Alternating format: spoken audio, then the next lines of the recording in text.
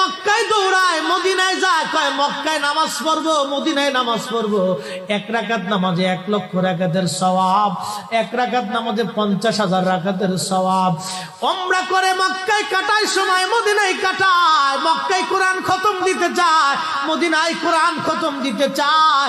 সওয়াব মাহে রমজানে অগণিত সওয়াবের আশায় ব্যক্তিগুলি আল্লাহর ঘরে হাজিরা দেয়, কিন্তু বাড়ির পাশে গ্রামের কত গরিব মানুষ টাকার অভাবে বাবা ভালো ইফতার করতে পারে না, টাকার অভাবে কত মা ভালো সেহরি করে রোজা রাখতে পারে না। এই ধনীরা এই গরিব মানুষের ঘরে খাবার না দিয়ে আল্লাহরে পাওয়ার জন্য মক্কা মদিনায় দৌড়ায়।